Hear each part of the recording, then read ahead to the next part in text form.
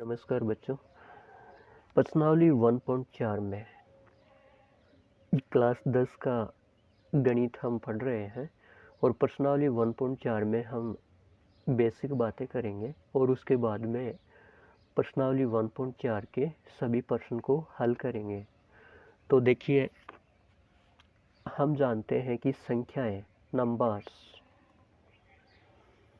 Numbers में सारे के सारे नंबर्स आ जाते हैं। इनको हमने दो भागों में बांट दिया, एक वास्तविक संख्याएं और दूसरी काल्पनिक संख्याएं। काल्पनिक संख्याएं हमारे सिलेबस में है नहीं, हमारी किताब में है नहीं, तो हम देखेंगे वास्तविक संख्याओं के बारे में। और हमारी पहले चैप्टर का पहले अध्याय का नाम ही वास्तविक संख्याएं है। अब इन वास्तविक संख्याओं को भी दो भागों में बांट दिया, एक परिमेय संख्याएं और दूसरी अपरिमेय संख्याएं। अब इस अध्याय में हम यहाँ देखेंगे कि परिमेय संख्याओं और अपरिमेय संख्याओं का दशमलव प्रसार कैसा होता है। तो परिमेय संख्याओं का दशमलव प्रसार तो दो प्रकार का होता है। एक तो शांत दशमलव प्रसार होता है, यानी कि दशमलव के बाद 1, 2, 3 अंक आकर के रुक जाता है, भाग देने की प्रक्रिया रुक जाती है, आगे नहीं चलती है। और एक होता है अशांत आवर्ती दशमलव प्रसार, मतलब जब हम किसी संख्या में किसी दूसरी संख्या का भाग देते हैं तो भाग की प्रक्रिया लगातार चलती ही जाती है, लेकिन जो अपना भागफल आता है ना, वो लगातार रिपीट होता जाता है। ये हम आगे उदाहरण की सहायता से समझेंगे। आप यहाँ पे ये ध्यान रखो कि परिमेय संख्याओं का दशमलव प्रसार दो प्रकार का होता है, एक शांत और दूसरा अशांत आवर्ती। और अपरिमेय संख्याओं का दशमलव प्रसार अशांत अनावर्ती होता है। ध्यान दीजिए, एक ही प्रकार का होता है। अशांत आवर्ती तो परिमेय में आता है और अशांत अनावर्ती अपरिमेय संख्याओं में आता है। अशांत अनावर्ती अपरिमेय संख्याओं में आता है। एक बार फिर देख लो, परिमेय संख्याओं का दशमलव प्रसार केवल और केवल दो प्रकार का होता है, एक तो शांत होता है और दूसरा अशांत आवर्ती होता है। अपरिमेय संख्याओं का दशमलव प्रसार अशांत अनावर्ती होता है। अब देखिए, परिमेय संख्याएं क्या होती हैं। वे संख्याएं जिनको p/q के रूप में लिखा जा सकता है, जहां p और q पूर्णांक है और जो अपना हर है q वो 0 के बराबर नहीं होना चाहिए। उदाहरण दे रखे हैं, 0.375 को परिमेय संख्या के रूप में लिखिएगा।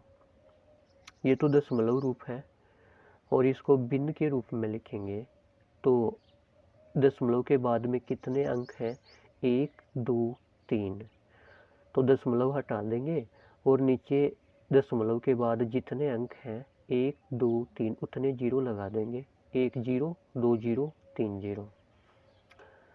दूसरा एग्जाम्पल है 0.104। तो 104 को ऐसा कैसा लिख लो, नीचे दशमलव के बाद में कितने अंक हैं, 1, 2, 3, तो 3 जीरो लगा लो, 1000। 23.3408 है, इसको भी परिमेय संख्या के रूप में लिखो। तो इस दशमलव को उठा के पूरी संख्या को लिख लो, 233408। 233408 भाग दशमलव के बाद में कितने अंक हैं, 1, 2, 3, 4, तो नीचे 4 जीरो लगा लो, 1, 2, 3, 4। अब एक उदाहरण देखिए, कोई भी परिमेय संख्या होती है वो p/q के रूप में होती है और जो नीचे हर होता है वो 0 नहीं होना चाहिए। का दशमलव प्रसार कब शांत होता है और कब अशांत होता है, ये बात हमको बतानी है कि ये संख्याएं हमको दे रखी है, इनमें कब तो इनका दशमलव प्रसार शांत होगा और कब अशांत होगा। तो वही एग्जाम्पल ले लेते हैं, 0.375 इसको बराबर लिखेंगे, 375 को ऐसा का ऐसा लिख लेते हैं। और दशमलव के बाद कितने अंक हैं, 1 2 3, तो इतने जीरो लगा लेंगे, 1 2 3। अब 375 बटा 1000 को 3 बार लिख लेंगे, 10 गुणा 10 गुणा 10। देखो 3 जीरो ही है, 1 2 3। 1000 को हमने 10 गुणा 10 गुणा 10 लिख लिया। और 375 बटा 10 को हम क्या लिख सकते हैं, 2 गुणा 5 लिख सकते हैं, क्योंकि 2 गुणा 5 10 ही होता है। तो 2 गुणा 5, इस 10 को 2 गुणा 5, इस 10 को 2 गुणा 5।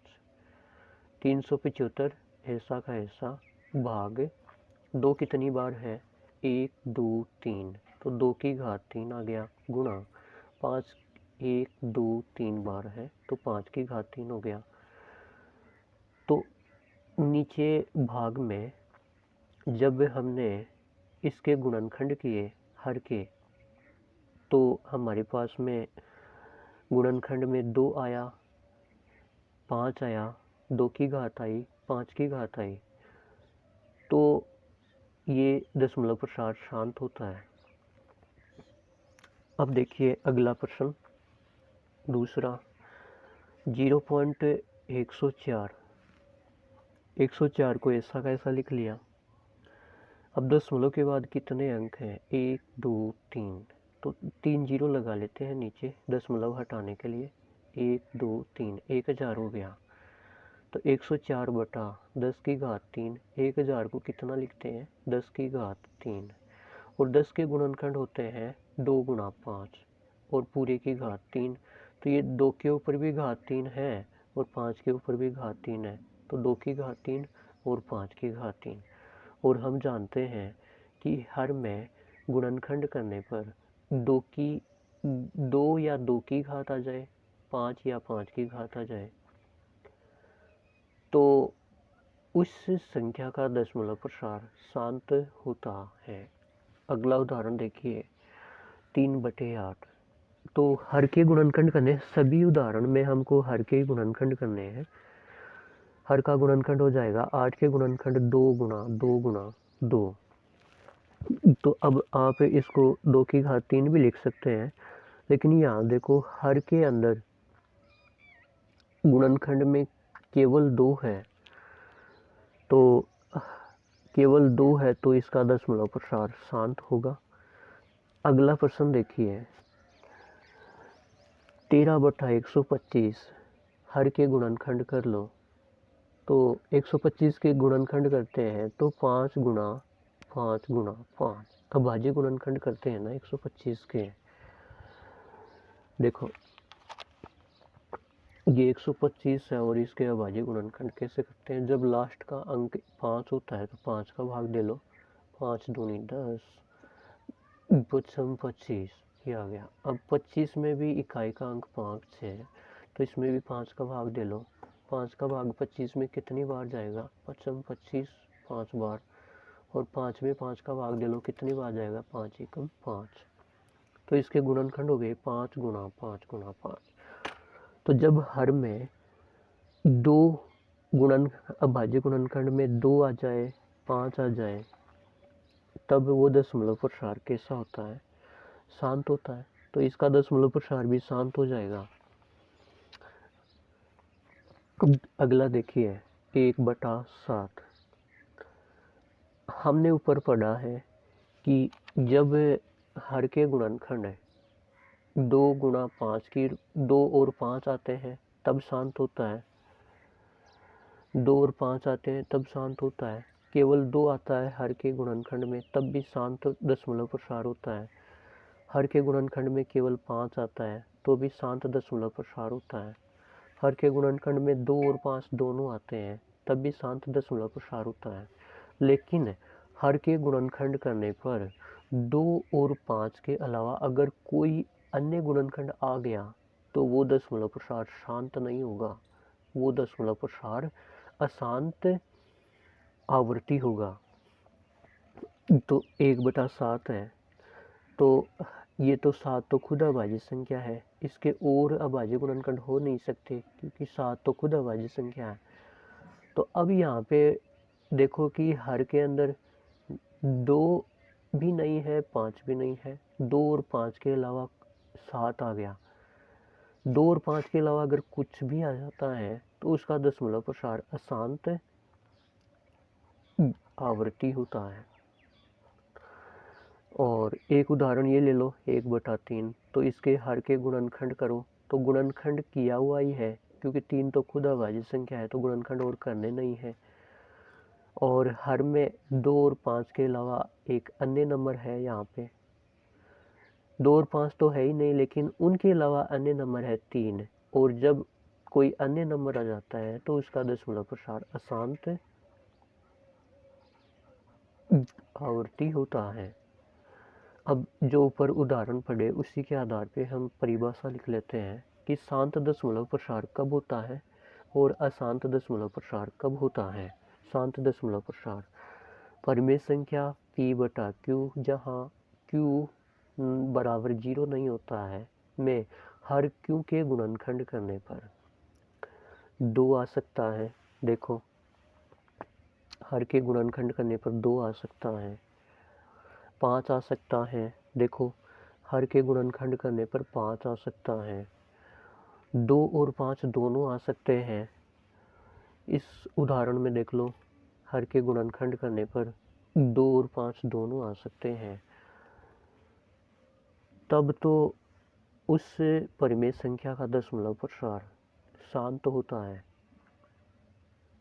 अगर परिमेय संख्या p/q में हर q के गुणनखंड करने पर हर के गुणनखंड में 2 आ जाता है तो भी शांत दशमलव प्रसार होता है। केवल 5 आ जाता है तो भी शांत दशमलव प्रसार होता है। और 2 और 5 दोनों आ जाते हैं तो भी शांत दशमलव प्रसार होता है। लेकिन 2, 5, 2 और 5 के अलावा अगर कोई भी संख्या दूसरी आ गई तो इसका दशमलव प्रसार अशांत आवृत्ति दशमलव प्रसार हो जाएगा।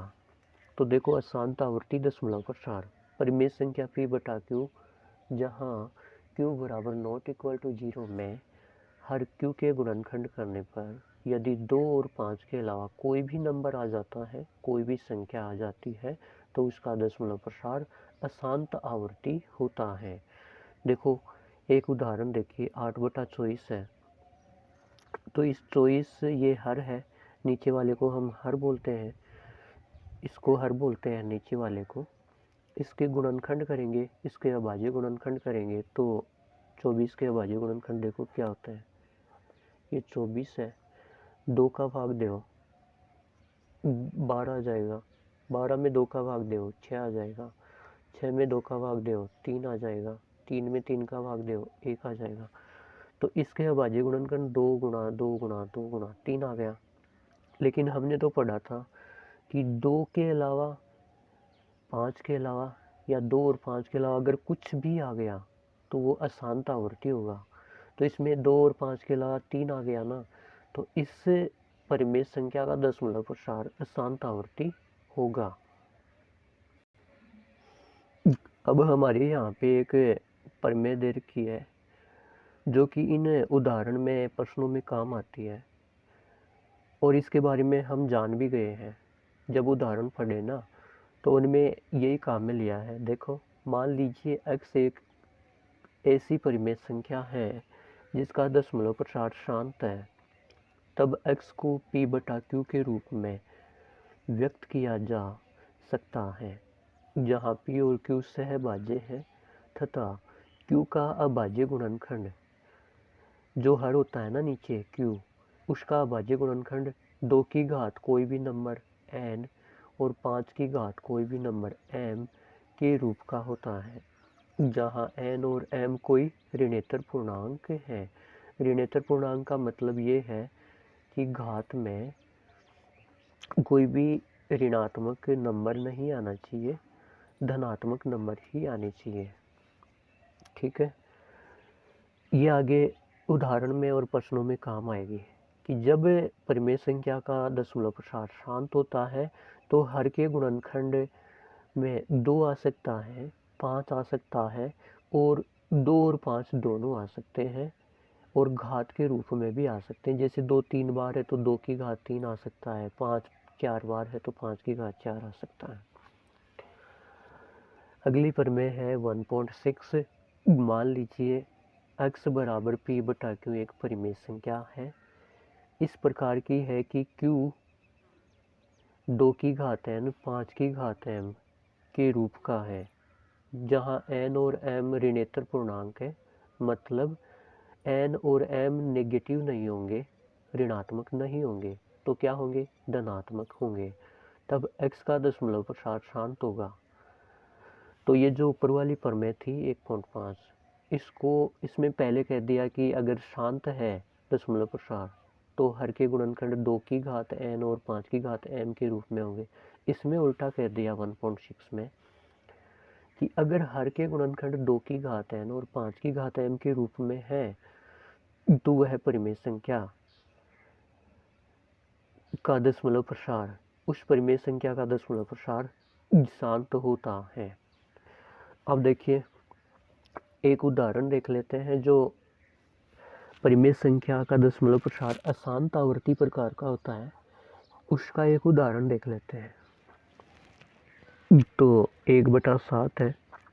वैसे तो देखने से ही पता चल जाता है कि इसका दशमलव प्रसार अशांत आवर्ती होगा, क्योंकि हम लोग क्या करते हैं, हर के गुणनखंड करते हैं, तो ये हर तो खुद ही अभाज्य संख्या, इसके और गुणनखंड होंगे नहीं।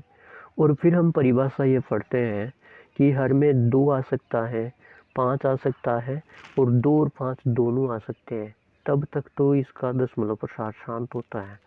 लेकिन उनके अलावा अगर कोई भी दूसरा नंबर आ जाता है तब इसका दशमलव प्रसार अशांत आवर्ती होता है। तो 1/7 का दशमलव प्रसार कैसा होगा, अशांत आवर्ती होगा। अब भाग देख करके हम इसको दिखा देंगे। जैसे 1 लिखा मैंने यहाँ पे और यहाँ पे 7 लिखा। अब एक छोटी संख्या है, इसमें 7 का भाग नहीं जाएगा तो हमने यहाँ पे 0 उतार लिया। यहाँ पे क्या उतार लिया, 0। यहाँ पे 0 उतारा तो यहाँ पे पॉइंट उतार लिया। अब 7 का भाग देखो, 7 एकम 7 है, 1 आ गया। शेषफल कितना आया, 7 से 8 9 10 3 आ गया, 0 उतारो, 7 चौक 28, 4 बार वो आ गया तो यहाँ पे मैंने 4 लिख लिया। नीचे इसका शेषफल कितना आया, 28 से 29 30, 2 आ गया, 0 उतारो, 7 दूनी 14, 2 बार वो आ गया। फिर शेषफल निकालो, यहाँ इधर से हासिल का 1 ले लेंगे तो 10 हो जाएगा, 10 में से 4 माइनस करेंगे तो यहाँ पे 6 आ जाएगा, 0 उतार लो, 7 8 56, 8 बार भाग चला गया। फिर नीचे शेषफल लेंगे, यहाँ पे 10 में से 6 जाएगा तो 4 बचेगा, एक 0 उतार लो, 7 5 35, तो 5 बार भाग गया। फिर इसमें शेषफल निकालेंगे तो इधर से एक हाथ से ले लेंगे तो ये 10 हो जाएगा, 10 में से 5 घटाएंगे तो 5 आ जाएगा, एक 0 उतार लो, 7 7 49, 7 बार भाग चला गया, यहाँ पे 7 बार भाग चला गया। ठीक है, तो अब इसमें से शेषफल लेंगे तो 8 9 10, 3 आ गया, 0 उतार लो, 7 चौक 28, फिर 4 ले लेंगे, फिर 2 आ जाएगा, फिर 8 आ जाएगा, फिर 5 आ जाएगा, फिर 7। मतलब हमें ये भाग देने की प्रक्रिया है, ये आगे चलती जाएगी, रुकेगी नहीं।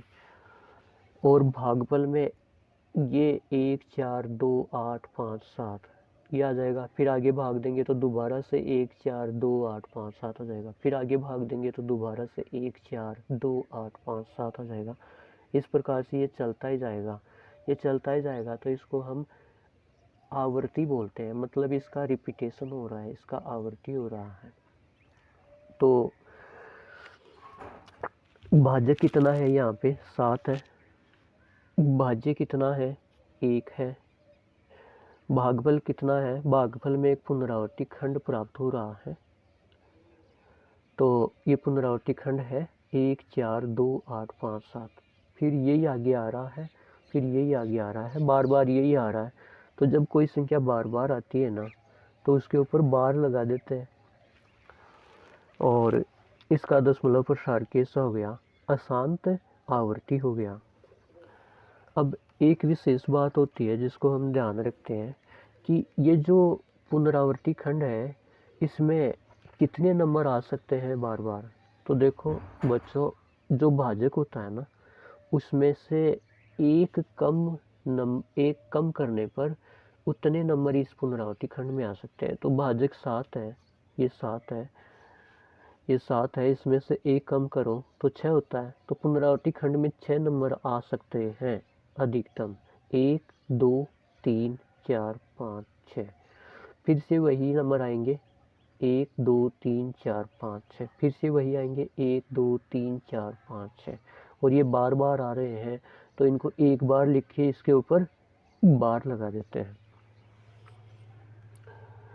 अब एक प्रमेय और है कि मान लीजिए p बटा q एक परिमेय संख्या है और q का भाज्य गुणनखंड 2 की घात n और 5 की घात m के रूप का नहीं है। ध्यान दीजिए, अगर 2 की घात n और 5 की घात m के रूप का नहीं है तो इसका दशमलव प्रसार अशांत आवर्ती होगा, अशांत आवर्ती होगा, जहाँ n और m ऋणेतर पूर्णांक हैं। मतलब n और m ऋणात्मक नहीं हो सकते हैं, तो क्या होंगे? धनात्मक होंगे।